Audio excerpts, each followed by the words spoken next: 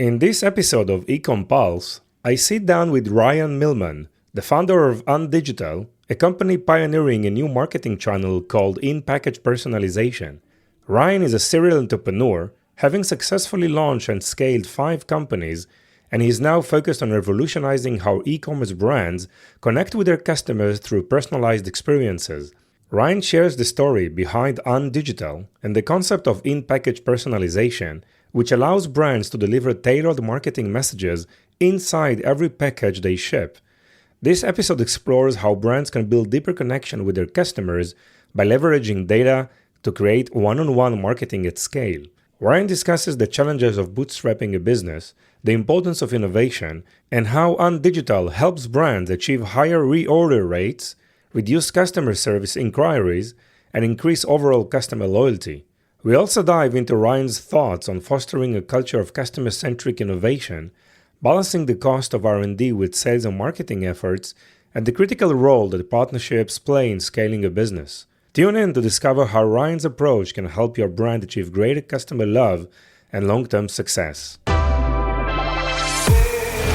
Welcome to the eCom Pulse, your heartbeat to the world of e-commerce. I'm your host, Eitan Koter. Join us as we meet with industry leaders, marketing experts, and the innovative minds behind the tech that is shaping the e-commerce future. So plug in, gear up, and get ready for a pulse-pounding journey into the heart of e-commerce. Hey Ryan, welcome. How are you? I'm doing great. How you doing today? I'm doing very well, thank you. Since we last spoke, did you launch a new company or you're still focusing on, whatever you're doing right now? Because it's your fifth, sixth, what's the number? There's a bunch. I think I'm on company number 5. It's been a journey for sure. Really excited about what I'm focusing on today, which is it's Undigital. It's we're the inventors of a completely new marketing channel. We call it in-package personalization, so we'll kind of get into that. But true one-to-one marketing in every outgoing package for e-commerce brands. I really launched this for my own companies, my e-commerce companies that I've started. I wanted this, right? We know marketing is what marketing best practices is. It's the right message to every customer, and the package is such an important channel and touch point. And it was just something that wasn't possible. And I said, hey, we're going to figure this thing out. So now we brought this out to so many brands, and we'll kind of get into that, but really excited about what we're doing here. Great. So we'll cover that during the episode, but it's one thing to launch your companies, and it's a completely other thing just to be successful in all these companies, right? So what's your secret sauce first? Why you're so passionate about launching new companies, specifically as a bootstrap? So I would love to learn more. Yeah, I think that the truth of it is everyone's searching for sort of the secret sauce, and there's not necessarily a magic button. It's all the things we already know, right? It's optimism, sometimes some naivete, like, hey, I can figure this thing out. It doesn't have to be something that you invent. It can be going into an industry that's already out there and figuring out how to do it great, how to find an audience, who is your ICP, figuring out how to get your message out to them.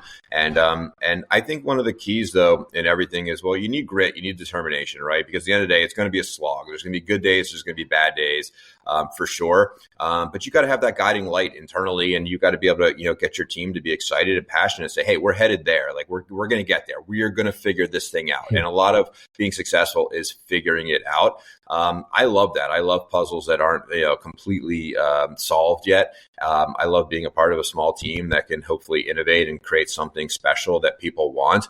But there's a lot of facets to building a business, but you're in it for the long haul, and it's definitely a fight, an uphill battle. I always say it's like putting on a 500-pound weight and walking through quicksand. It's not for everybody. It's just something that I find really exhilarating, and getting to the other side of that and starting to see the light shine through is certainly really exciting. Yeah, it's definitely exciting, and I've been doing this for more than 10 years, right? Already with Vimy, and definitely I understand that you enjoy the experience. It's really exciting. It just challenges you in so many levels. And in terms of the character, tell us, what's your character? Why you think you are fit for this kind of task? Yeah, that's a great question. A little bit about me, I'd say this. Like growing up, I was a really poor student, mostly because I just really wasn't interested in maybe like traditional schooling. I was really into sports, athletics. And when I did athletics, I mean, I gave everything 100%. I ended up being captain in most of my sports teams, pretty much all the sports teams I did in high school.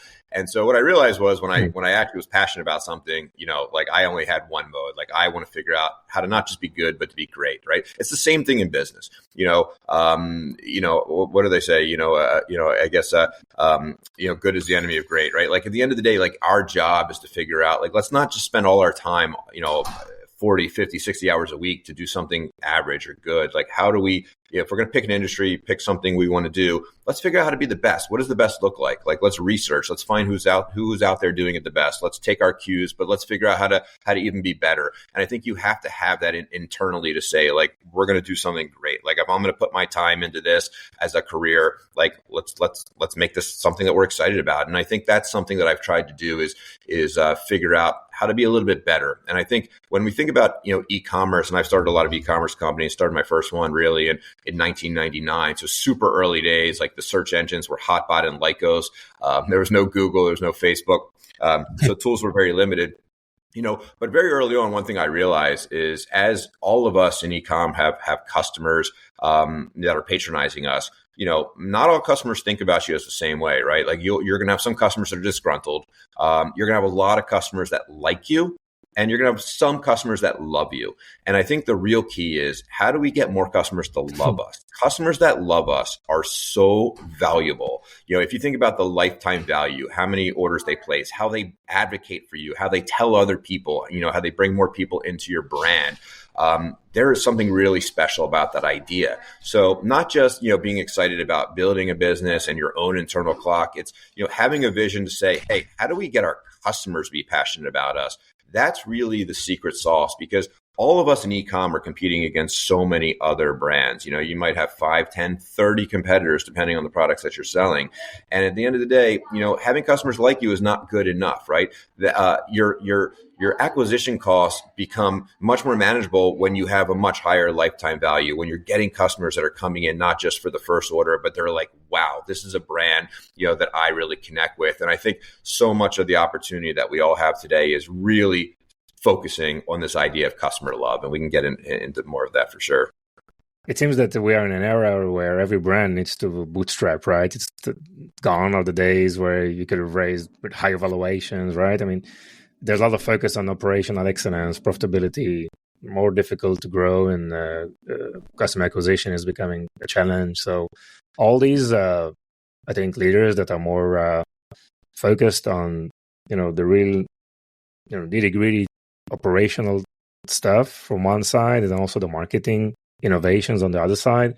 And I guess this is what's the most important thing right now for brands, and trying to figure out those creative ways to grow, maybe organically and with much less cost. So you mentioned the fact that brands need to fall in love.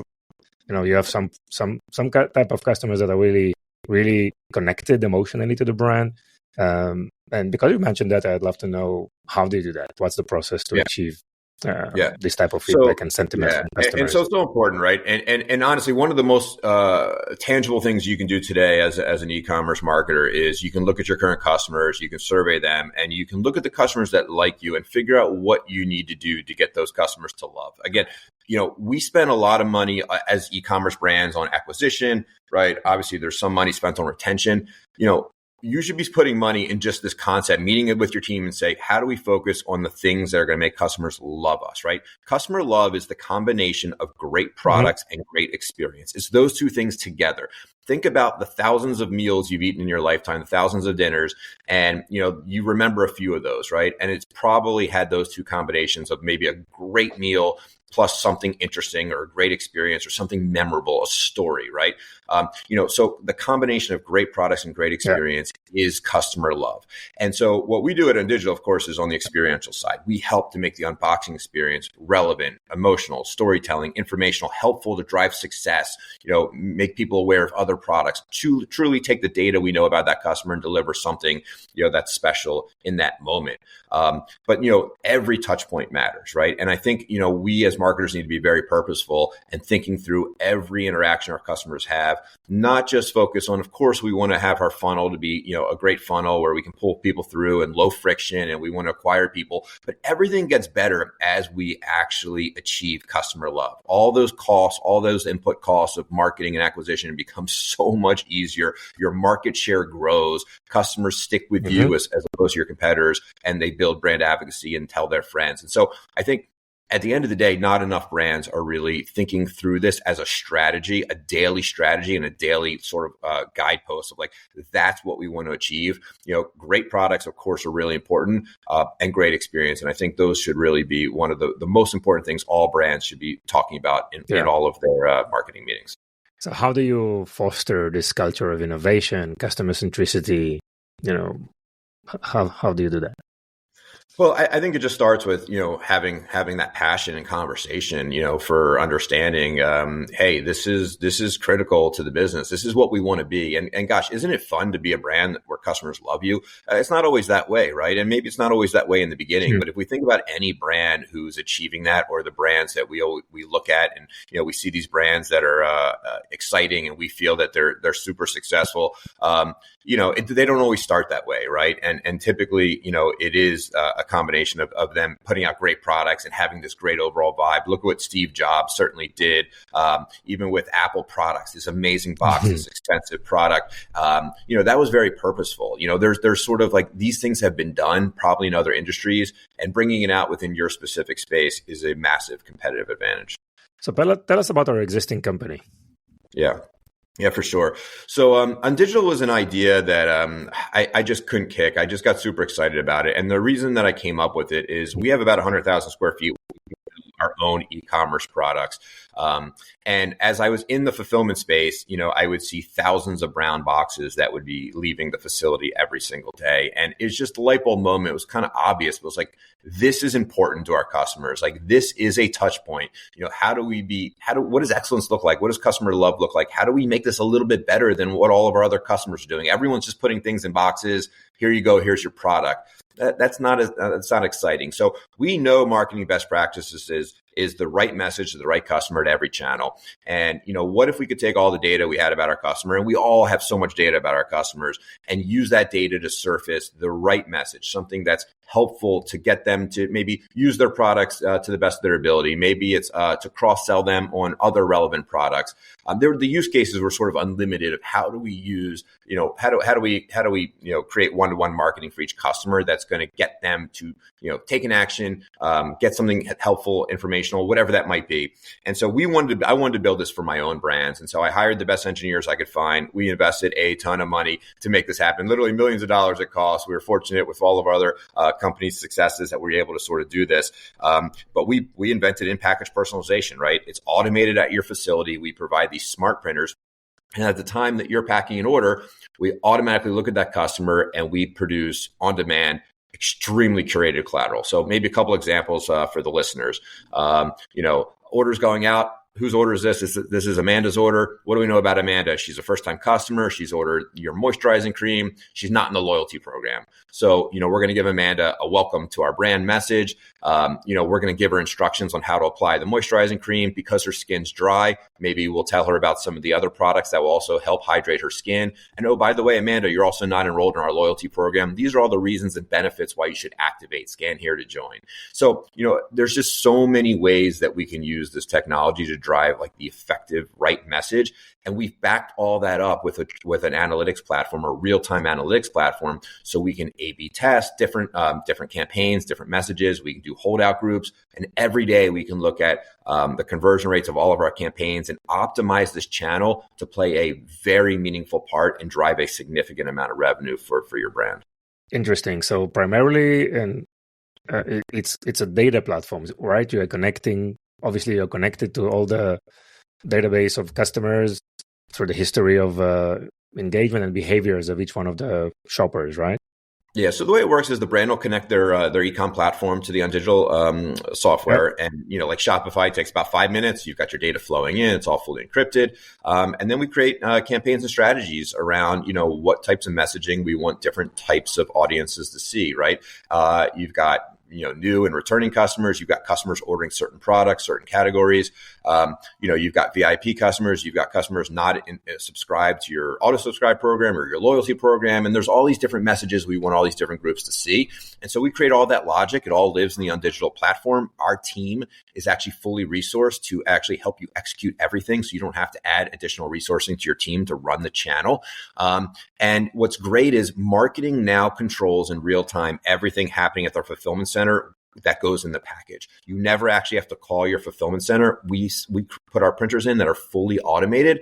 And it's just like the packer receiving a packing slip that prints, but it's a full color, beautifully printed piece of marketing collateral. It could be a brochure, it could be an individual insert. It could even be, we automate handwritten notes at scale for lots of brands. And what's so cool about them is, a handwritten note could be before us, a lot of times it's like, hey, thank you so much for your order.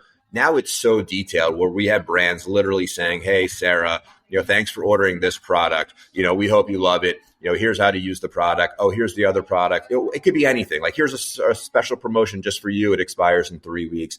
There's really no limit to the message and the content that you say. And the beauty of it is that it's really like a Facebook ads for packages, whereas all of our brands are going to conversion rate optimize, and it just gets better and better over time and becomes a very significant contributor to your overall revenue.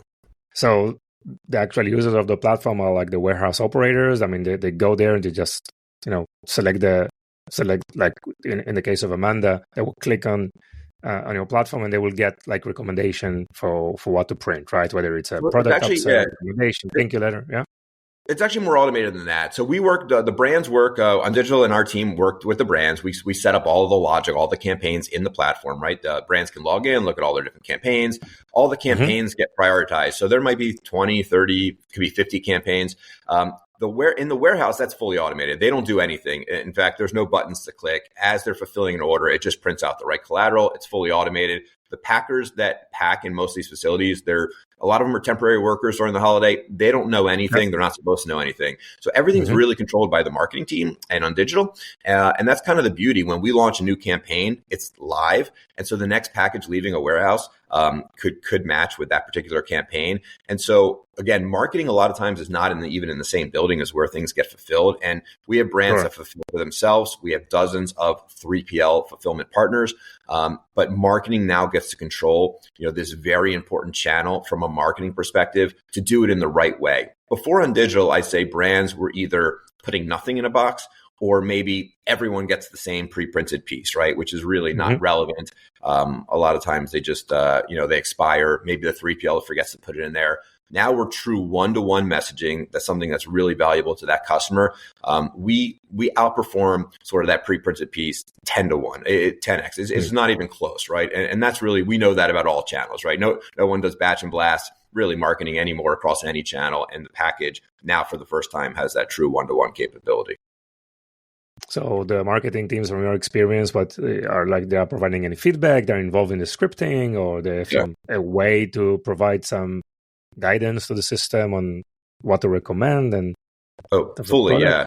So we work closely with the marketing team. We start by saying, what are your goals? And the funny part is just kind of like when we launched, the initial idea, a lot of brands come and say, hey, I really just want to make my customers, I want to make the unboxing experience better. But what really everybody wants is revenue, right? That's really the key. And we're performance marketers. So our goal is, let's get revenue. Let's drive more customers to order again. If we can look at your first time customers, we start there and we say, hey, let's run campaigns to really focus on our new customers, the welcoming message. Let's run multiple variations. And what happens when we do that is, we're going to find our best performers. And if we get more of your customers to order 2, we're going to get more of them to order 3, 4, 5, where they wouldn't have ordered that second time at all. And so as we think about our ability to drive lifetime value, it's massive, right? The ability for us to really increase the overall long-term revenue from your customers, build awareness of other products that are relevant, other categories, get more people enrolled in our loyalty program is such an easy way to do it via Undigital. We'll take the customers not enrolled and tell them why they should join. We can even tell people in your loyalty program, hey, you've earned 472 points. You're, $20 away from getting to our platinum status. Again, it's taking all that specific customer information, providing it to them, and the marketing team and Undigital together sort of work across the strategies, executing it all within the platform. And of course, it's fully automated, right, for fulfillment. Yeah. So you mentioned some of the KPIs, how the brands can attribute, various activities and engagements to this type of activities, specifically to this. Yeah. Yeah, well, we have 100% attribution. The reason we do is because we have the order feed. We know exactly every customer and what piece they received, and so we know when they come back to order again. And so what we like to do is we like to run a holdout group and say, hey, let's look at a certain audience of customers getting in-package personalization, and we'll hold out a certain portion where they're not getting it at all, and that'll tell us what is our actual incremental lift in reorder rates and revenue. And so it's very easy to showcase ROI for the team. We also will A/B test, so we're optimizing campaigns against each other. But we're actually looking. We don't need promo codes. We're not measuring. We can use those. We can use QR codes, but that's not the way we attribute. We're actually looking at the customer itself. We're looking at their actions, and we're able to actually showcase, what is the actual lift from using in-package personalization. Our average brands are getting between a 7 and 10% increase in reorder rates, so extremely valuable. We have brands with double-digit increases in global revenue just from using very effective in-package marketing. Wow. So this was my next question. So thank you for sharing this data. What other improvements, not just in terms of next order or order value, being a brand advocacy, recommending products or probably introducing new customers, or what other KPIs are relevant, do you think, for this use case? Yeah, outside of revenue, there's so many. We have a brand in the pet food space, and they have it's very personalized pet food. It's a unique program for you, and they used us because they were getting so many people calling customer service because they weren't really clear on how to sort of use the product, how to feed their pet, how often, and we essentially personalized. It's very personalized. It's actually got your dog. It has a picture of your dog. It's got your serving ingredients, your serving instructions. They reduced their customer service calls after launching with us by 20%, just less calls, right? Because, people had questions. We can actually take your entire catalog of products. We have one brand, they're called Amica. They're a big hair care company. They took 500 products. They mapped them all in the Undigital platform. We actually mapped it for them. It was very easy. And no matter what product you order, you actually get a handwritten note that gives you instructions on how to use your product, how to apply the product, right? It was really neat because we actually tested a handwritten version and a graphical marketing version. And the handwritten version way outperformed. I think it's such an authentic type of a marketing form for people to receive something that actually you really can't tell that it's printed like we print it actually obviously in the fulfillment center, but it resembles a truly handwritten note, but it's very detailed to your product, to you, your name, and it's just had a massive increase in reorder rates, right, from something like that. So there's so many things you can do. Revenue is obviously one part of it, but telling your brand story, asking people to refer their friends, getting people into their loyalty program is a big focus for us. And it's so easy.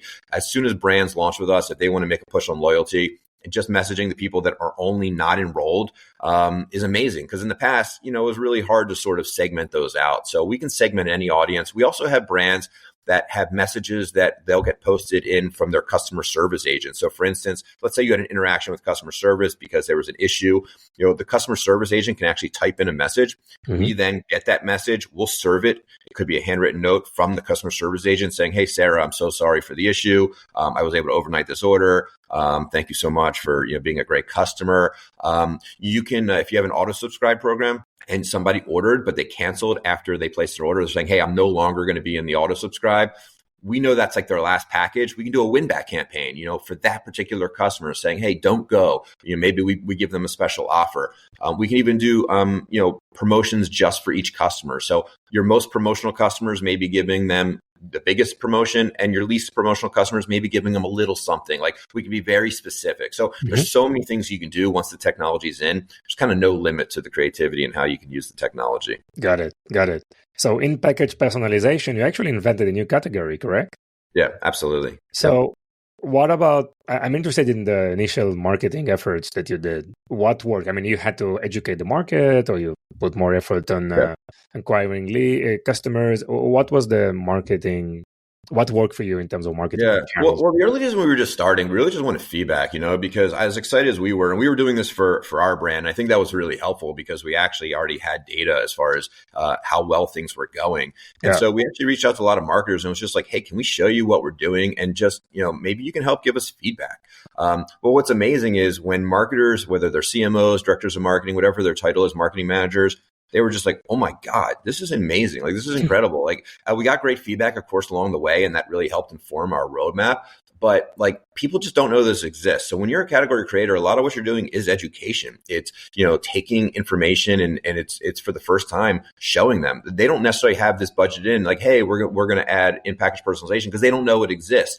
But more and more, we're the ones turning that flywheel, right? And getting more and more companies involved. And as more companies come involved, they tell their friends.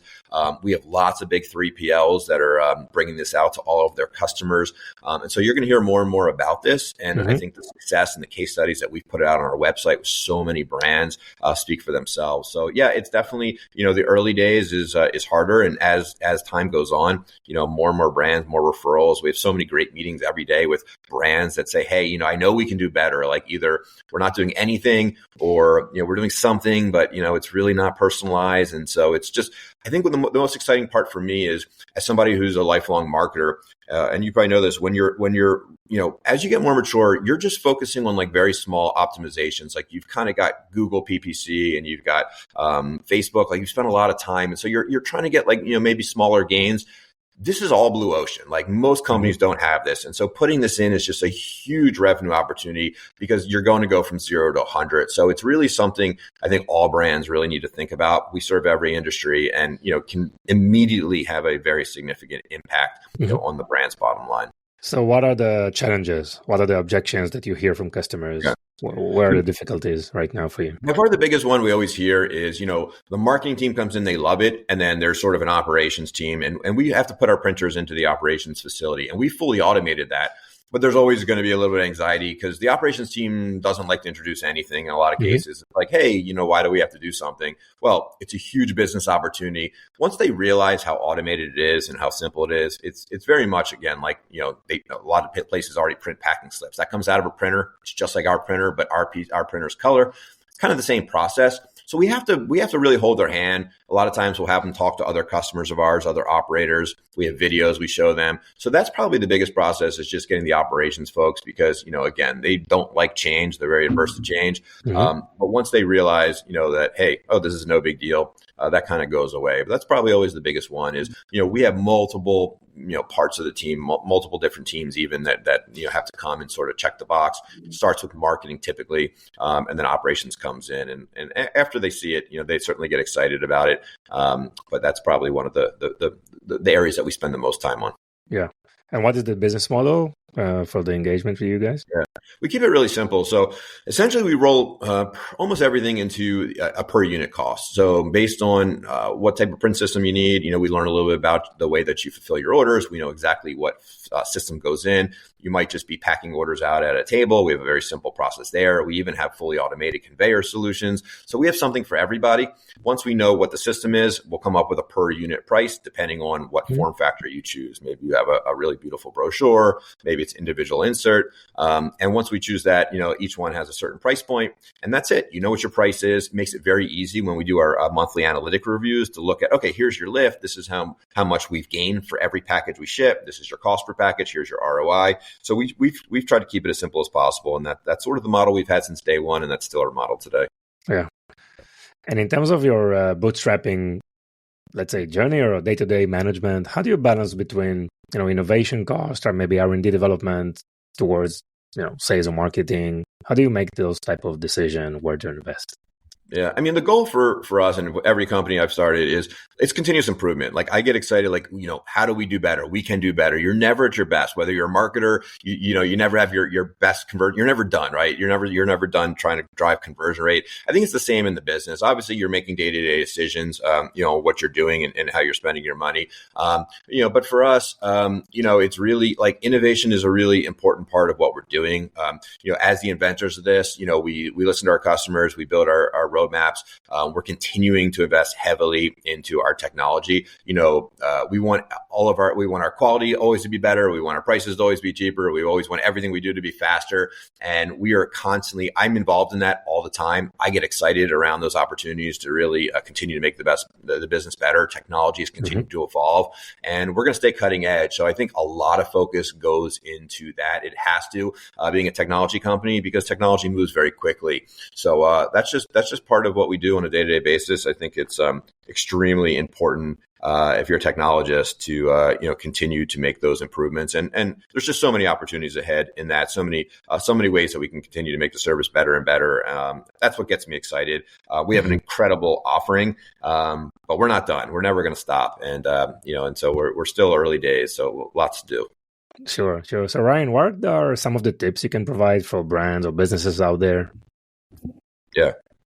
For sure. I mean, I think the most important thing is really think about this idea of customer love, right? And, as you think about all your competitors, I don't think there's anything more important that we can do as e-commerce. I still own several e-commerce brands. And, at the end of the day, I think it's probably, if there is a secret sauce, it's that. It's thinking about budgeting for customer love, right? It's not just an idea. It's something that has to be purposeful. It's looking at every single engagement, interaction, touch point, your products and your experience combined, and creating something that's not just good, that customers like. How do we get them to love us? You can survey your customers today. Try and figure out and get out of your customers, the customers that like you, look at that audience and ask them, what can we do to make you love us? What would make them more excited? Some of these ideas to you as a marketer might be a little obvious, and there's things that you can start to brainstorm with your team. You might get some great ideas from your customers. That is the most valuable thing you can do. If you just thought about the lifetime value of a customer that likes you and one that loves you, there's no contest. Those customers that are at the top of your list, your top 10%, they are driving a significant amount of your gross profit. We need more of those. Every day we're bringing in new customers. Let's get more of them into the love bucket. I think, put money into the customer love, even if you have to move it from other areas. Find the bottom 10% or 20% of underperforming marketing stuff, move it into a customer love budget. I think it's just one of the biggest long-term things you can do to drive market share. Nice. And Ryan, what is your sales cycle time today? Sales cycle? Yeah. Well, from the time a customer signs to launch is between about 30 and 60 days. But, with signing up a customer from the time that they initially hear about us, gosh, it can be all over the map. We have some customers like, we need this tomorrow. And then we have some customers like, hey, this is great. Budgeting's coming up in 6 months. Like, we're going to bring this in for next year. So it can be up to a year as far as getting a customers enrolled. Fortunately, we have so many 3PL partners that are fulfilling for e-commerce brands. We have dozens of them. And so they already have thousands of brands that they fulfill for. We are their partner to provide the service. And that makes it very easy. Like, there's no integration. We also have lots of plugins that make it really easy to set up with us. So actually the technology setup is fairly lightweight. And so we're ready when brands are ready. But it's definitely just dependent on, existing roadmaps and when they're ready for the service. And that's one of the secrets for Bootstrap growth, right? Is partnering with channel partners, right? That's very, very important. That's going directly to brands, but also partnering with 3PL. So many of our fulfillment partners realize what a value add we are because we drive so many more orders for the e-commerce brands. The fulfillment companies get more orders too, and so they just push us now, and they're like, "Hey, you got to learn about this great technology." And it builds a stickier relationship for them. So that's been a great source for us, and certainly a low cost source, right, to drive leads is something we're all looking for. It's been fantastic. Sure. And what do you do on the marketing front? Which channel you are active, and what's working for you? We use all the social channels. We do LinkedIn, sitting here today doing a podcast, again, getting the message out, educating. So we'll do a little of everything. Of course, we have a blog and partnerships. Those have been great. We've done trade shows as well, getting out in front of customers. Again, it's amazing if somebody stops by the booth. They're like, hey, what do you guys do? And they're like, oh my God, really? Wow. Yeah. And again, this is totally blue ocean. So, anywhere that we can get in front of somebody, tell them about this. We just have amazing conversations when people realize, all the things that they can do to deliver, very relevant messaging in the package. So we do a little bit of everything. Yeah, having the right balance of organic, right, versus paid, right? Absolutely. Great, Ryan. So how people can find you and the company? Yeah. Yeah, sure. You can go to Undigital. You can request a demo. We can send you out samples. I'm on LinkedIn. My name's Ryan Millman. You can find me. My email is ryan@undigital.com. Even if you're not ready for this, it's something you really should learn about, know about. We can even help look at what you're doing today and give you a guide for you specific to your brand on, hey, these are recommendations. So it's something that you can socialize with your team, whether you use us, you try and do some things on your own, like we can help give you the expertise. Our team has a lot of expertise. We're definitely the leading experts in this space. I'm happy to consult with you and just kind of see what you're doing and showcase some of the opportunities that you can have with in-package personalization. Sounds great, Ryan. Anything else you want to add? No, it's been a blast. I love chatting about it. I'm so passionate about what we're doing and pushing the boundaries of marketing. It's been so fun. And thanks for bringing me on today. Great. Thank you so much. It was really interesting. All the best. Good luck. Thank you. Bye-bye. Thank you for joining us on this episode. Your support means the world to us. If today's episode has been insightful for you, consider sharing it with someone who would also benefit.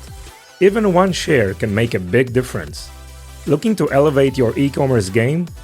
Discover Vimy, a multi-channel e-commerce platform that will transform your business with the power of shoppable video. Visit us at vimy.net to learn more. It's Vimy, VIMMI.net.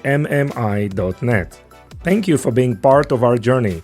Stay tuned for more invaluable insights in our next episode.